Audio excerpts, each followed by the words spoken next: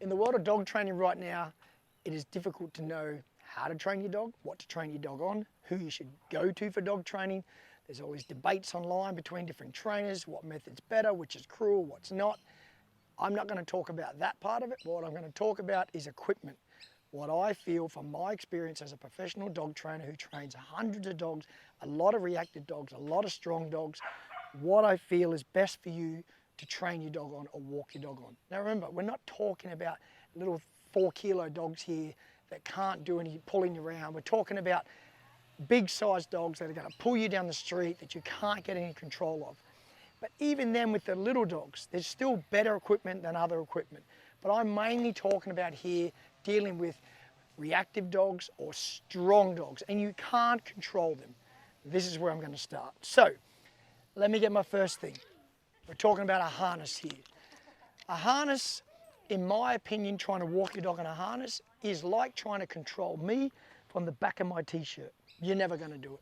I can turn right, turn left, look up, look down, lean forward. All my power can be used because you're trying to hold me under here and here. I can do what I want when I want.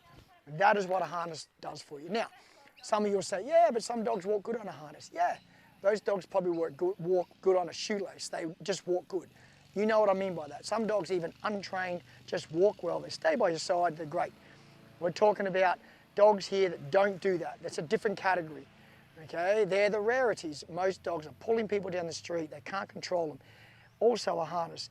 It's not about just stopping your dog fighting. It's about protecting your dog. If a dog's going to come at your dog and they're going to bite them on the face, with this, you're never going to be able to pull their face away and protect them. So it's also about protection for your dog. So overall, a harness for walking and training, in my opinion, is gone. I don't think it's worth the while. I think they're a scam. I think they're well marketed. You see all the ads, no pull harness, it'll distribute the weight through the body. I think it's a lie, and I think they lead to problems for people. Again, there's a minority that work well on them, but the majority, a harness is a disaster. I say don't waste your money. What have I got next here? Next, a flat collar. Slightly better, still not the best. A flat collar, again, for controlling your dog. At least now we have control around the dog's neck. That's controversial for some people, but let's not talk about that part. We're not trying to hurt the dog. We're trying to control the dog. This is also about protecting your dog. We can't have crazy dogs in public walking around barking and snarling. It's all good for people out there to say, don't use this. But those same people saying don't use this don't have the answer how to fix it. And we know that's the truth. So a flat collar for my liking, again, a word I would use now, some people go, so you're saying I want to hurt the dog. No, I'm not saying I want to hurt the dog, but I want to control the dog.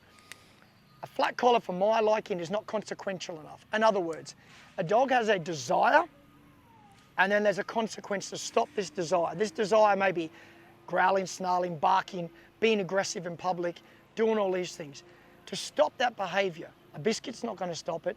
A flat collar's not going to stop it. It distributes the weight over a big area, and it's very hard to restrict their movement. The dog can take too much control. So for my liking, again, a flat collar for control isn't the go. They can also back out of them because a lot of people wear them too loose. If you are going to have a flat collar, make sure you've got a good quality one. But for my liking, again, flat collar's out the window. Maybe later when your dog's well trained, but not at the start. Next is a head harness.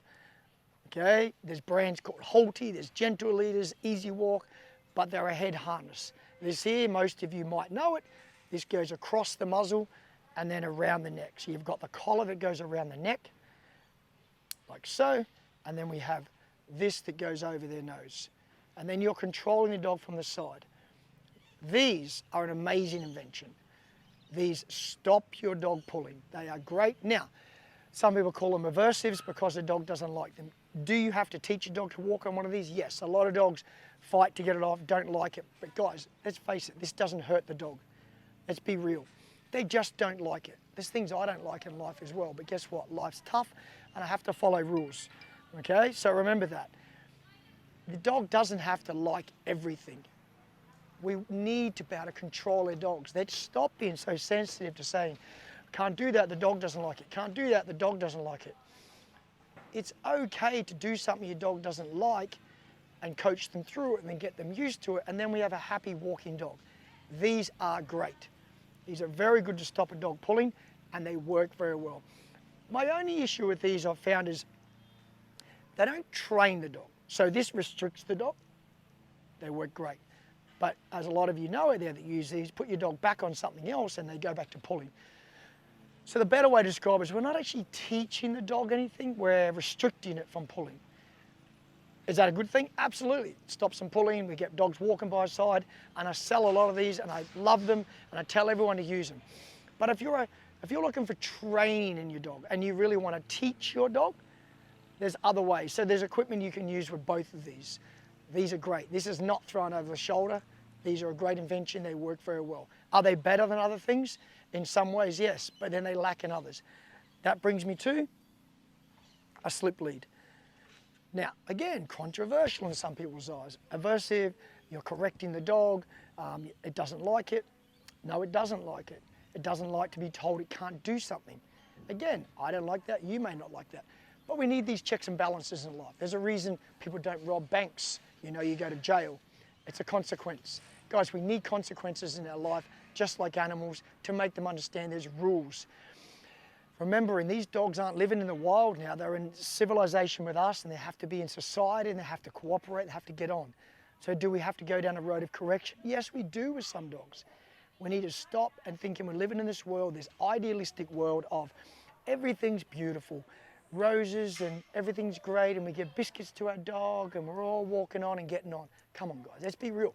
That's not the world we live in. We've got dogs that are reactive. Now, reactivity, I feel, has been created by us humans. We've put dogs on leads, any sort of lead, and we've restricted their movement. If you look in some countries where a lot of dogs aren't on leads, you'll have dogs come together, often very rarely a fight, they get to sort themselves out. But because we restrict them, they don't get to meet and learn body language. And often I use the analogy, I'll say to owners, that is like you being 20 meters from me, me being here, and someone telling me, he's a nice guy, and then telling you he's a nice guy, and we just have to believe it. But we're a bit unsure, we're looking, we may be posturing, going, I don't know. But if we get close, we would talk and meet and shake hands, oh, he's a nice guy.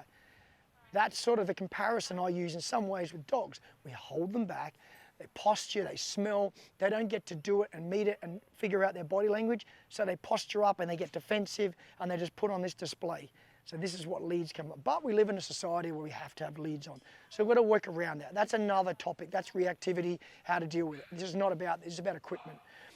So for a slip lead, for my liking, what I like about them is they teach a dog. So yes, you have to learn how to use them. They take a lot more skill than a halter or a head harness because this teaches the dog. Once you get dog used to one of these, bit of food, encouraging, walking, it'll do the work for you. So you don't need a lot of skill. In other words, like I said, you're not really teaching the dog just can't pull because it's restricted.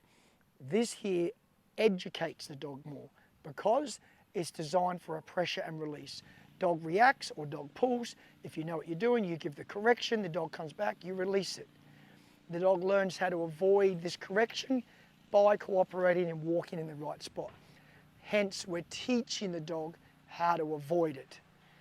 This is doing it without you correcting. It just can't develop power. It still may try, but this pulls it back. This is more about, I feel, educational. It can still be limited in a similar way, where you might go back to a flat collar and the dog will pull again, but I do think this has a better crossover effect to fading away if you wanted to go back to a flat collar. Can a dog walk on one of these for the rest of their life? Absolutely, my dog does. He walks on it every day because there may be still an incident out there, even though I like to think my dog's well trained. We may go down the street, you come across a dog and it may react and I may have to correct my dog to pull him back and to protect him or stop him reacting back. That's why I like these, but this can do the same. There's channels on YouTube where you'll see people using these a lot, and I've got some on my channel where you can correct your dog, and what I like about them, they pull the face away. So there's pros and I wouldn't say cons so much for either of these. They're both very good, but this definitely takes more skill than this takes. So it's not really a matter of which is best, it's really what your skill level is. Are you someone who's prepared to learn how to use a slip lead, how to heel your dog, how to correct? Can you do pressure on, pressure off? Yes.